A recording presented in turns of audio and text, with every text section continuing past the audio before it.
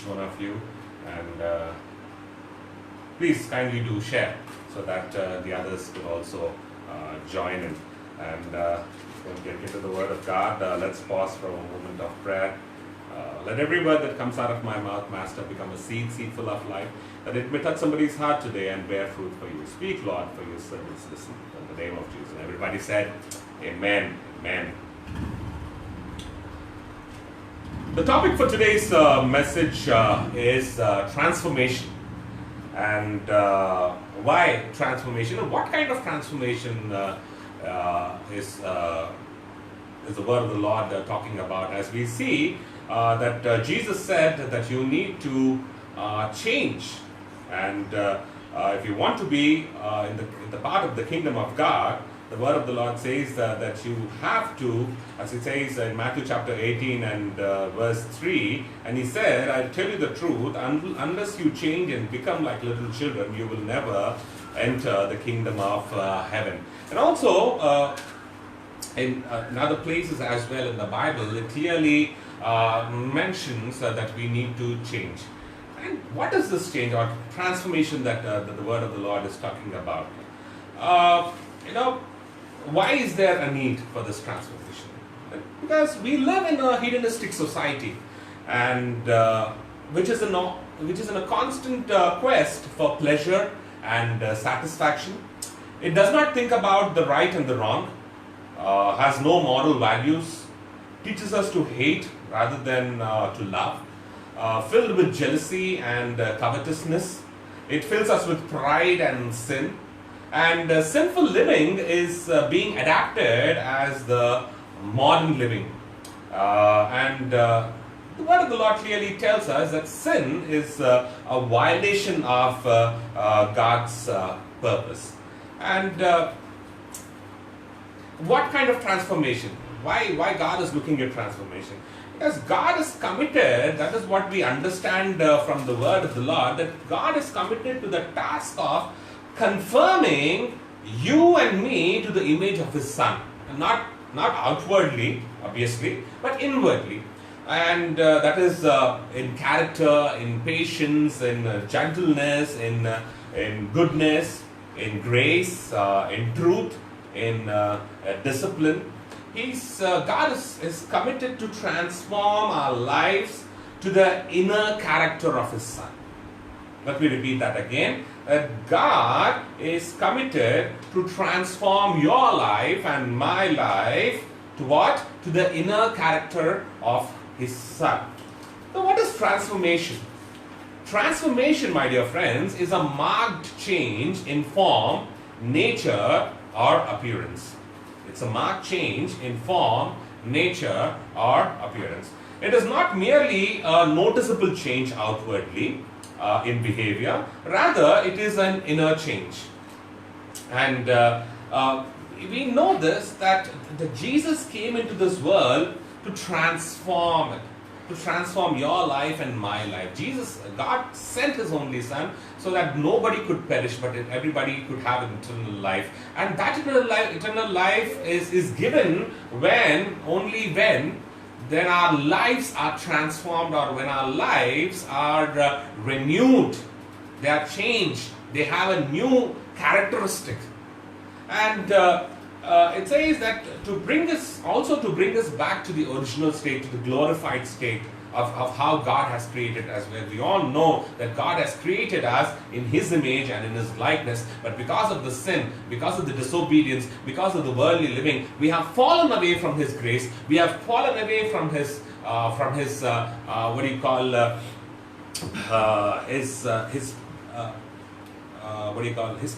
his place. That is what I can say. And we have been. It is not that God has thrown away. It is not that God has kicked us away. But we ourselves have moved away slowly and steadily because of the worldly passions that are there, being attracted to the world. And that is how the Satan, the deceiver, deceives each one of us. Because Jesus Christ said that he would come, the Satan would come, the liar would come, the deceiver would come only to steal, kill and destroy. But I have come that you may have life and a life in abundance. That is what Jesus said. So what is he bringing back? He is bringing us back to our original state. That is being called as a child of God.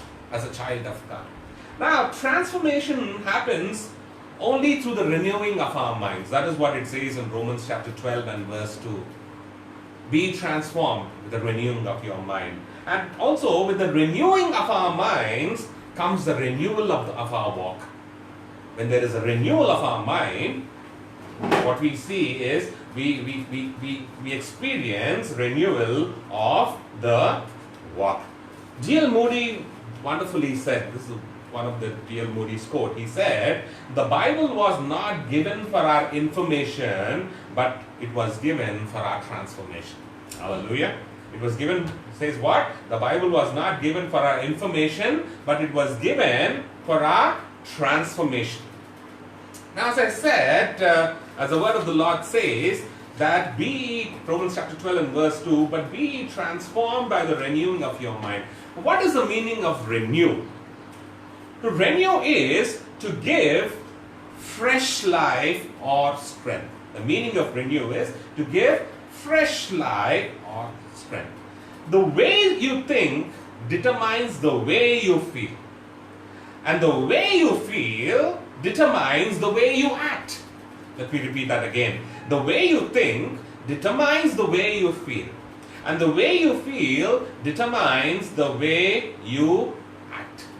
And Ephesians chapter 4 and verse 23, word of the Lord, teaches us to put off our old self, which is being corrupted by its deceitful desires. From all the desires of the world, which are deceitful, which are, say there's more of jealousy, there is more of anger, there is more of corruption, there is more of covetousness. You're not happy, I don't know about you, but I think many of us remember this old advertisement back in the DD days that I'm talking about, that we used to get an advertisement of Onida TV. I don't know whether it comes still or not. Onida TV is not there, so the person is wearing is like dressed as the devil. So what he does is he says when you buy the Onida TV, he says it's neighbor's envy and owner's pride. The neighbors will envy you, and we have seen this, that in the world that we live, that we are taught to envy each other. Remember that advertisement. I love that advertisement, so I keep on quoting that advertisement a lot, every time. That advertisement, the Nissan Sunny car, if I'm not wrong, where it says the wife comes into the balcony and is pouring the water, and she says, the husband is inside, so she says, honey, the Sharmas have brought a new car. She exaggerates the car. She says, the Sharmas have brought a new car, and all we have is just a car. The society that we live in, it teaches us, to say day by day it makes us competitive, not in a positive way probably, but in a very negative way. It teaches us, it doesn't teach us to love one another, but it teaches us to be competitive, it teaches us to be jealous, it teaches us to be covetous, and so on and so forth. And that is why the word of the Lord says that it teaches us to put off. What does teaches us? The word of the Lord teaches us to put off our old self, which is being corrupted by its deceitful desires, and to be made new in the attitude of your mind. To be made new in the attitude of your mind, and put on the new self, created to be like God in true righteousness and holiness. How? It says created to be like God in true righteousness and also in holiness. I want to tell you a true story. I don't know whether you know the story or not, but it's a very beautiful and very transforming story. The story is about Angola prison. in Louisiana, in USA. It was considered to be the bloodiest prison. And prisoners were given small knives for their safety, and there was blood stains on all the walls. Approximately 5,300 prisoners who committed deadly crimes, and 85% of them are on life sentence parole. And what happened is a new warden called Burl Cain took charge and was given permission from the governor to run the prison his own way. Okay. Now he immediately placed Bibles in every cell and started Bible study groups. Yeah, he did this. He also started theological college inside the prison itself. Now, Cain has stood as a symbol of how Christianity can play a role in efforts to improve the lives of prisoners or to transform the lives of prisoners. The stats changed from 1,387 assaults, 1,387 assaults in 1990 versus only 371 assaults in the year 2012. In the year 2012. See the way that the prisoners and the whole prison was transformed. I'm not saying that everybody changed, but what I'm trying to tell you is majority of them changed when they started reading the Word of God, when they started becoming a part of the Bible study group. Now, one prisoner who became a worship leader in the prison was asked, how does it feel to imagine that he won't be freed and have to be in the prison till death? Now, he was going through a life sentence, and that is still death. Now, this is what he answered. He answered, in these prison cells, now listen to this very carefully because this is very touching. He answered, in these prison cells, I have come to know Christ and received salvation, and I am free now. And I am free now. And I pray for people who are free outside but locked and prisoned, not knowing Jesus Christ. Wow. What a wonderful statement he makes. A prisoner who is in the prison, who is locked up, who is going to be there till his death and not going to see and will not be able to be a part of the society anymore. This is what he is saying. He is saying what? He's saying, I have come to know Christ and receive salvation. Where?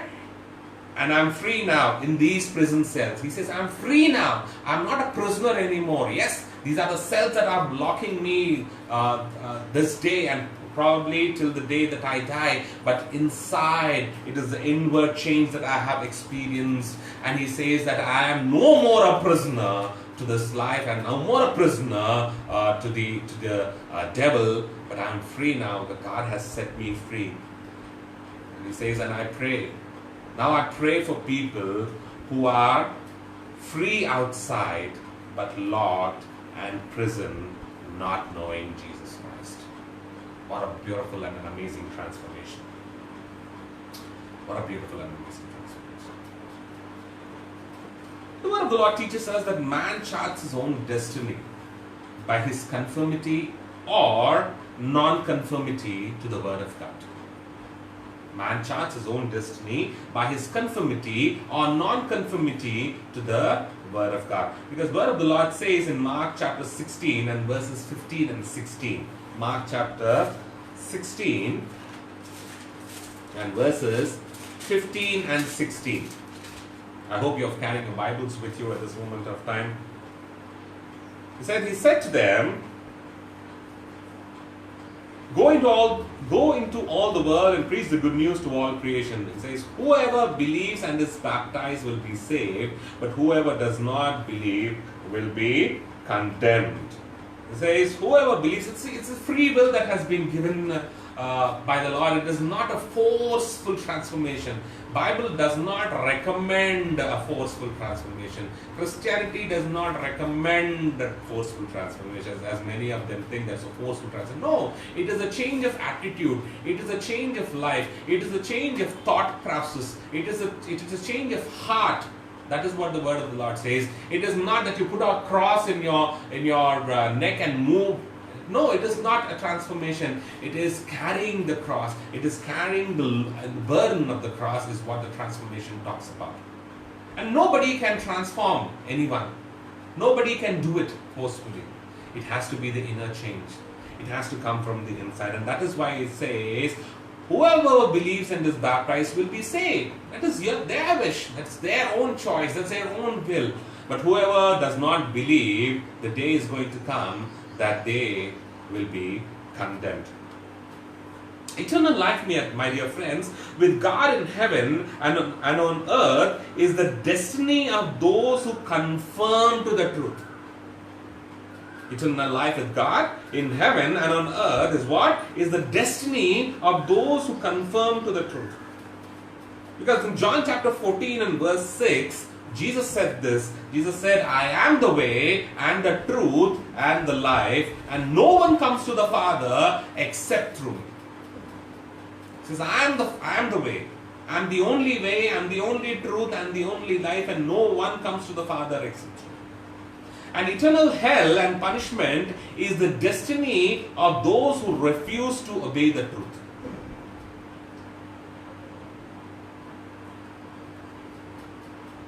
What is it? It says eternal hell and punishment is the destiny of those who refuse to obey the truth. In Matthew chapter 13 and verse 50, it says, and throw them into the blazing furnace where there will be weeping and gnashing of teeth. There will be weeping and gnashing of teeth. Isaiah chapter 26 verse 3 says that God shall keep him in perfect peace, whose mind is stayed on him because he trusts in him. If you put your mind on God, that is what it says. The transformation is through the renewing of your mind. That when you give your mind, that when your mind is stayed on God, that is what it says. It says when God shall keep in perfect peace whose mind is stayed on God, that whose mind is on God, on his thoughts. He's wanting to know what God's thoughts are. He's wanting to know what God's plans are. He's wanting to know that how I can live a life which is right in the sight of the Lord, not right in the sight of the world, because there is nothing that you and me can do with the world, because one day you and me have to answer, says the word of God, for every word also that you have spoken. Somebody the other day was telling me it is okay to speak smart lies. We all lie. I'm sure that somewhere or other there is a lie that comes out of my mouth. But how many of you can say that? How many of you can authenticate and say that no, you have to lie? No, we cannot lie. Yes, but we do lie. Sometimes we lie. But do we make it a pattern? Do we accept it and we go ahead? The word of the Lord says no, because for every word that you have spoken, you will be judged and you will have to give an account for every word that you have spoken. Doesn't mean that I go on doing it. I need a transformation in my life, but I don't do it. But yet, as a human, there are times that we fall. And that is the time we ask the Lord to forgive us of our sins. The word of the Lord says in Romans chapter 8 and verse 6 that the mind of a sinful man is death, but the mind controlled by the Spirit of God is life and peace. What does it say? That the mind of a sinful man is death, because the wages of sin is death. Simple and straight. God did not give anything else except for Jesus Christ. He said, yes, if you believe in Jesus Christ and you confess your sins and say that, yes, Lord, forgive me of my sins and accept Him as your personal Savior. It is probably, it is not you accepting, but God accepting you, but you coming before Him and saying, Jesus, I need you because you're the only one who can transform my life. Because you're the only way, you're the truth and you are the life. And my life can be transformed too. Because the world and its desires will pass away. And that is what I told last week as well. Last Sunday as well. The world and its desires will pass away. And that is what is happening day by day, day by day, day by day as we're sitting in this lockdown. Most of the desires are passed away. It says, but the mind controlled by the Spirit of God is life and peace. Indeed, because the word of the Lord says, that Jesus himself said that I have come to give you peace. In me is peace. In me is peace. In me is peace.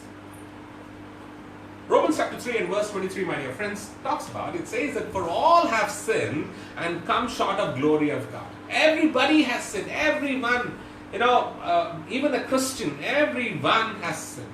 Every person in this world has sinned and is sinning. But the word of the Lord says, but are justified freely by His grace through the redemption that is in Christ Jesus. How are they justified? They're justified freely.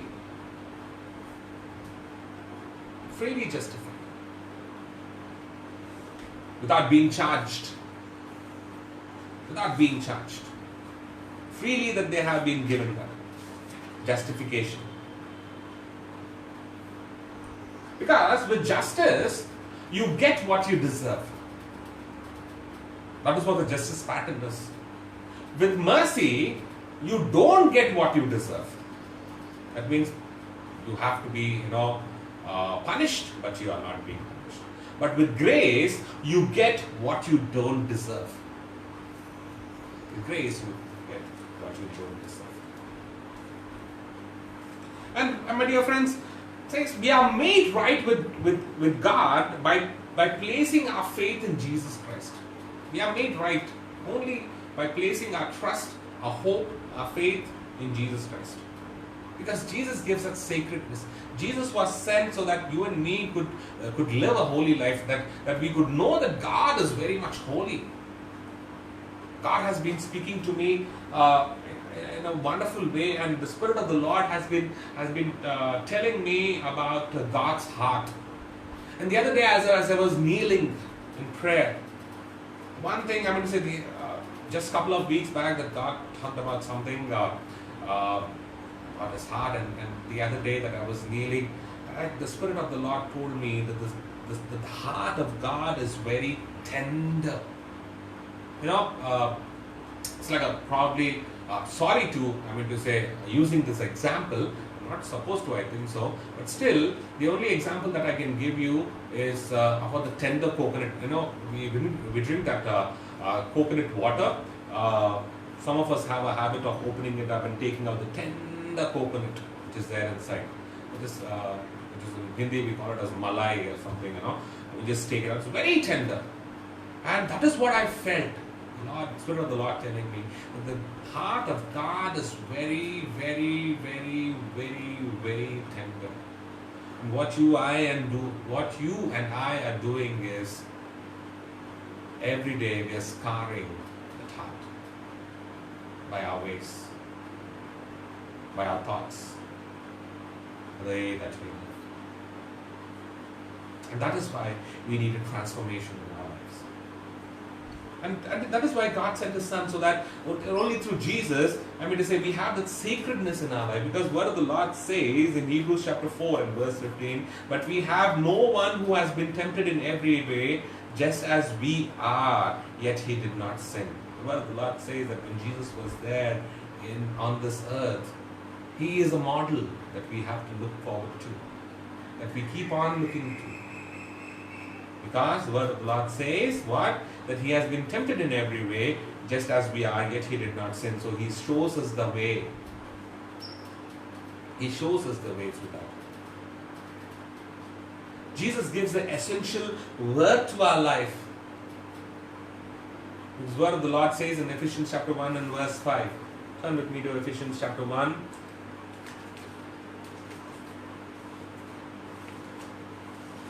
I hope you are blessed this morning. Ephesians 1 chapter 5 tells that He predestined us to be adopted as His sons through Jesus Christ, in accordance with His pleasure and will, to the praise of His glorious grace which He has freely given us in the one who loves. What is it saying? That God decided in advance to adopt us into His own family by bringing us to Himself through Christ. God decided in advance to adopt you and me into His own family. God raises our worth of life. This word of the Lord teaches us that the moment that you accept, that the moment that you become a part of God's kingdom, God raises you up, and the word of the Lord says that you are no more a servant, that you are no more a slave, but you are what? You are a child of God, you are a co-heir with God. You are a co-heir with Jesus Christ. Jesus literally lifts you, and that is why you need Jesus. People may ask, why Jesus? Why only Jesus? This word of the Lord claims that. The word of the Lord tells us that. It says that your life and my life, it is nothing but dust and breath in it. It says that your life is now much more worth because you are a child of God. You are a child of God. Jesus also teaches us accountability. He says in 1 John chapter 4 and verse 21, he says, the word of the Lord says, and He has given us this command, whoever loves God must also love his brother. And that is why it says, Jesus clearly told, love your God. Love the Lord your God with all your heart, with all your mind, with all your strength, and love your neighbor as yourself as well. He teaches us accountability. My dear friends, let me tell you this. The gospel is not a message of rejection. It is a message of acceptance. God does not reject you. He accepts you. And that acceptance is very much needed. If you want to be a part of kingdom, if you want to be a part of God's kingdom, if you want to be a part of God's family, you need to be accepted. And Jesus preached a message of acceptance and claimed that God already accepts people even before they turn to Him. He knows that. He accepted you. And that is why He wants to transform your life for the better. That you and me would become spotless and blameless over the sight of the Lord. And for that, my dear friends, we need repentance. We need to repent.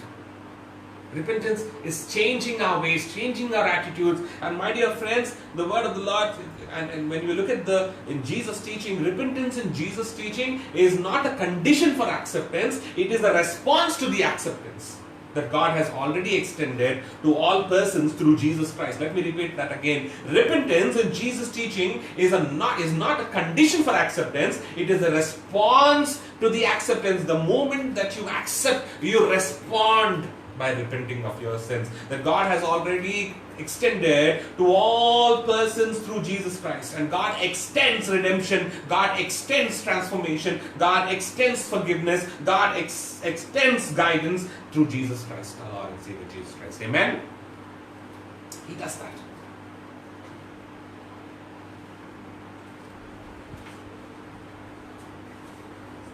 Remember this.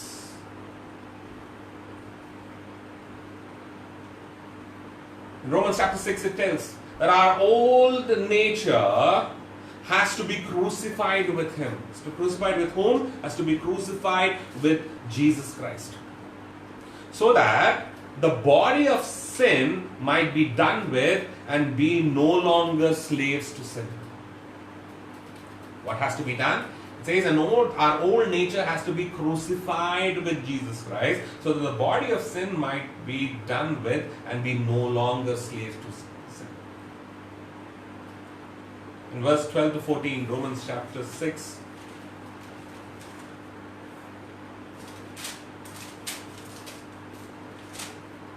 Verses 12 to 14. Therefore, do not let sin reign in your mortal body so that you obey its evil desires. Do not offer the parts of your body to sin as instruments of wickedness, but rather offer yourself to God as those who have been brought from death to life, and offer the parts of your body to him as instruments of righteousness. For sin shall not be a master, because you are not under the law, but under the grace. What it's saying, says, count yourself dead to sin and alive to God in Christ Jesus, because sin shall not be your master. It says, it's saying, it's making the statement over there, that's saying what? That sin shall not be your master anymore, because your life has been transformed and you are in Christ Jesus now. And when you look at the same Romans chapter 6 and verses 18 and also verses 22 and 23, let me read that for you. You have been set free from sin and have become slaves to righteousness. And also 22 and 23. But now that you have been set free from sin and have become slaves to God, the benefit you reap leads to holiness, and the result is eternal life. For the wages of sin is death, but the gift of God is eternal life in Christ Jesus our Lord. What is it saying? It's saying now that you and me need to walk in newness of life. Because why? Because you and I have been set free from sin and have become slaves to righteousness. That we are moving in the ways of the Lord now. We have been set free. Why? Because Jesus has come. Jesus has taken the control so that our lives would be transformed. Our lives would be transformed. Also it says that what? Now that you have been set free from sin. What is it then? What is it? It says the benefit you reap leads to holiness, and the result is eternal life. The benefit you reap is what? The benefit you reap is holiness. And the result is eternal life. Reminds me of a beautiful story, one more story. This is a story about a man who had a garden in his home. Okay. And in his garden, what happened is a plant that bore poisonous leaves came out, sprung up. Okay. Don't know how it did, but it did. So he had, and this man had a small child who was prone to put anything within reach into his mouth. That is what most of the children do, whatever. So the man pulled out the plant out, pulled the plant out and threw it away. What happened is the plant roots, however, were very deep. Soon the plant sprouted again. Repeatedly, the man had to dig it out, and there was no solution but to inspect the ground every day and to dig up the plant every time it surfaced. What I'm trying to tell you? Indwelling sin, my dear friends, is like that plant. It needs constant uprooting, because the moment that we don't look at it or we don't concentrate on it and leave it, it surfaces back and there is danger. It needs constant uprooting. What? The indwelling sin. Our hearts and minds need continual mortification. And holiness, as the word of the Lord says over here, the benefit you reap leads to holiness. Holiness has to do with the condition of the heart. And righteousness has to do with right actions and the right standing with God. Let me repeat that again. Holiness has to do with the condition of the heart, and righteousness has to do with right actions and a right standing with God. Because holiness is birthed out of sanctification, that is separateness from the world, and righteousness is birthed out of holiness. How is holiness birthed out? How the holiness comes out? It is birthed out of sanctification, that is separateness from the world and the desires. I'm not saying that you don't move out. No. It is the way that you think. It is the way that you act. It is the way that you move. It is the way that you react.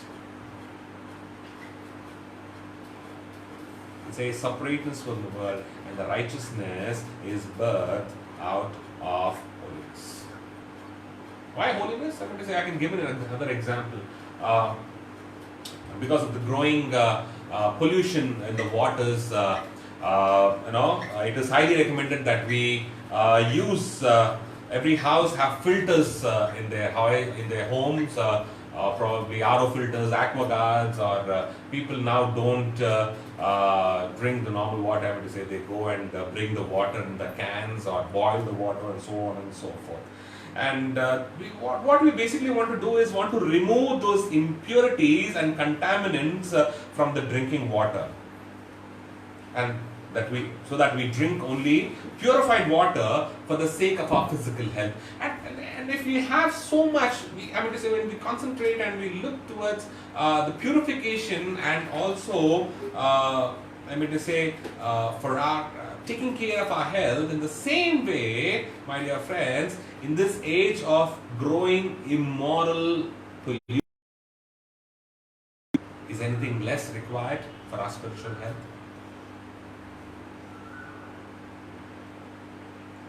When our lives are transformed, what we do is we use all the spiritual filters God has provided to protect us and cleanse us from the immoral pollution that every day tries to flood our spirits, our souls, and our bodies.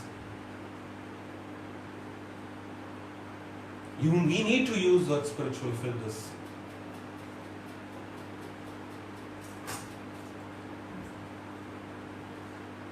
The word of the Lord says in Galatians chapter 5 and verse 24, those who belong to Christ Jesus has crucified the sinful nature with its passions and its desires. Those who belong to Christ Jesus have crucified the sinful nature with its passions and desires. And God, let me tell you, my dear friends, this morning, even as we are coming to a close, 5 minutes, that God identifies us through His Son Jesus Christ, and outside Jesus, we are fruitless and powerless, and everything is meaningless. Amen? We are what? We are fruitless, we are powerless, and everything is meaningless. Everything is meaningless. God wants us to be transformed. God wants to see the change in our life. And Jesus clearly says that, you and me need to become like children. Innocent.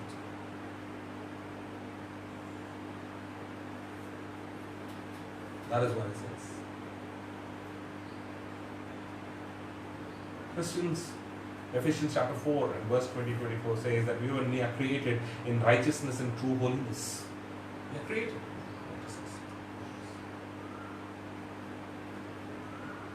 David says, I'm fearfully and wonderfully made.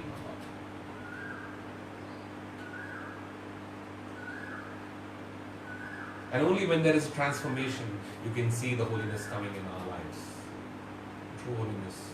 And I don't think so. I'm not saying that this moment, but yes, at this moment, that we can say, Lord, come and transform my life. And that's a choice. It's not a compulsion that has been put. It's a choice that God gives us. He says, make your choice. Because God has given us a will. He says, make your choice. It's your wish.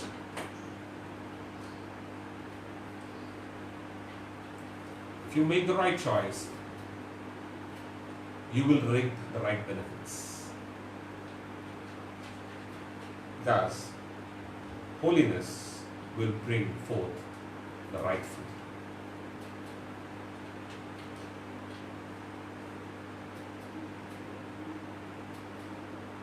What kind of people we need to be? The word of the Lord says that we need to live holy and godly lives as we look forward to the day of God and speed its coming. The days, and we'd say, when we see the things that are happening around the world, we know for sure the days are very much near. I'm talking about the days of the rapture. We'll talk about rapture one day for sure.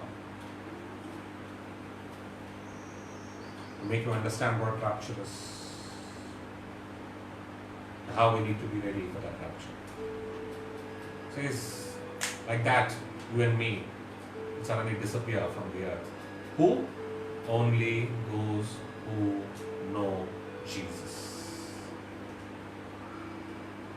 They just disappear like this. Those who have perfected their lives, those who have given their lives, those whose lives have been transformed.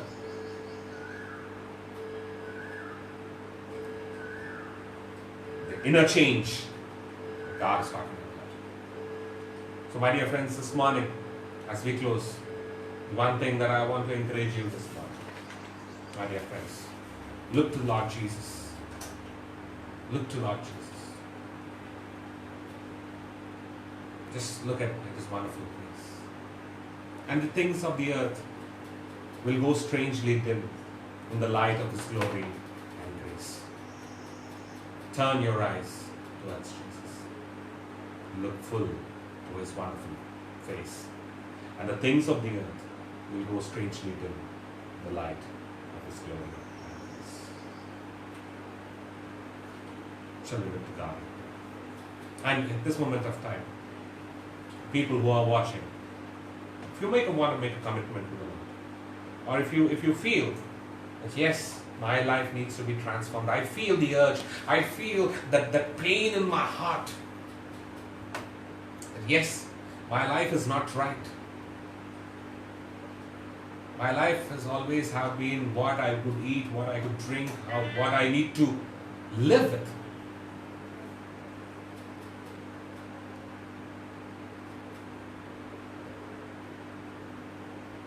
What would I earn? Word of the Lord is telling us to earn righteousness. Most important thing, peace. Most important thing, holiness. Because the entry has been given to us freely. The only thing that we need to do is practice these things so that one day we can be. There is nothing much that you need to do. You need to just kneel down, or you can just stand, or you can sit at the moment of time, because it is your heart that God is watching. It's your heart that God is watching. If you want to make a commitment at this moment of time, you can make a commitment. And say, Lord, transform my life. Change my heart, O Lord. Make it ever true. Change my heart, O Lord. May I be like you. God, our gracious Heavenly Father, we thank you, Master. Yes, Father. We pray that you change our heart, O Lord, Master. Change our lives, O Lord. Change our lifestyle, O Lord, Master. Change our attitude, O Lord, Master. Because our attitude towards life determines the outcome of our blessings, determines the outcome of our eternal life, O Lord, Master. So help us to live, O Lord, Master, life which is acceptable to you.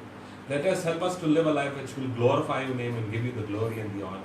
Forgive us, Father, for all the sins and mistakes that we have committed. Forgive us, Father, for, Lord, always giving pain, O Lord, Master, to you, O Lord.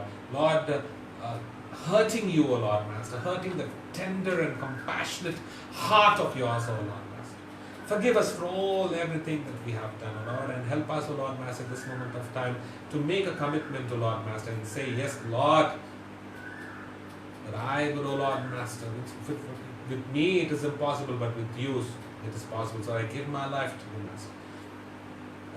And pray, Lord, that my life and my thoughts, mind and my walk would be transformed. Help me to live a life, O Lord, Master, to glorify you and give you the glory and honor. And in this new month, I pray, Father God, for everyone who is watching this, that you bless them. Take care of all their needs. If anybody is sick, we pray that you, being the Jehovah Rapha, Lord Master, the Lord who healeth, touch and heal them, Lord Master. Give them good health, O Lord Master. Lord, we pray for every need of the hour, of this month, every provision, O Lord Master. I pray, Father God, that you, being the Jehovah Jireh, the provider, that you would provide for each one of them, and each one of them would lack no good things, O Lord, but be richly blessed, Master, so that they can be a blessing to many, Lord Master. You be, Lord Master, shepherdess, Master, in the right ways. Let your presence always go with us wherever we are. Especially pray, O Lord Master, for all our church members as well. that you be with them and bless them too, O Lord.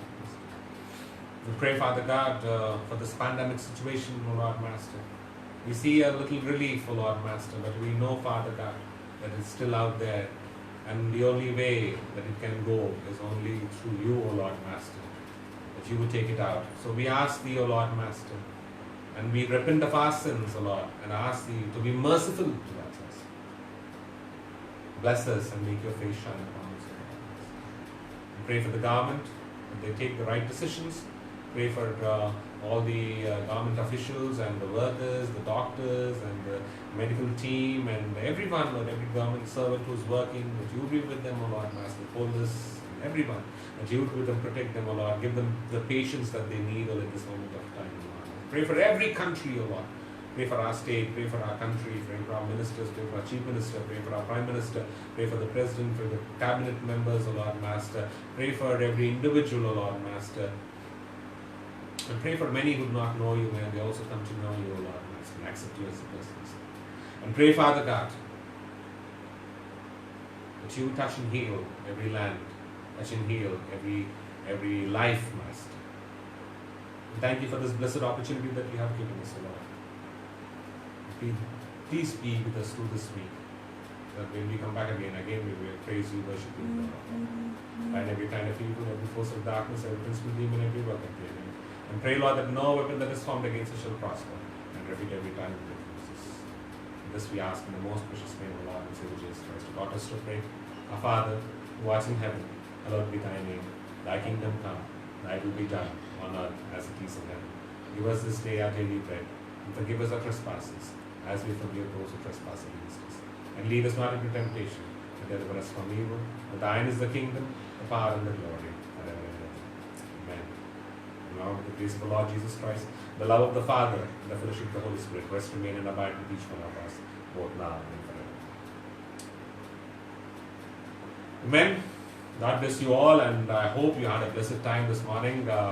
Please, if you have not shared, please do share our message, and please, if you need a prayer, or also we are doing some small clippings as well, which we are sending through WhatsApp. So we just pray.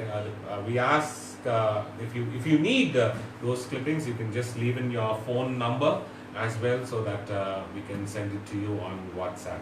And any prayer requests, you can please comment. Please put in your phone number so that I can call you up, so that we can pray for you as well. And don't forget to tune with us. Tune in next Sunday.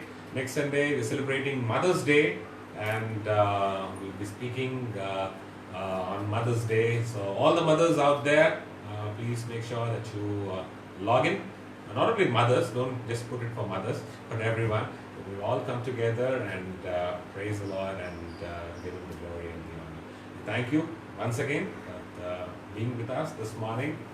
Good day, God bless you, and have a wonderful week ahead. Thank you, God bless.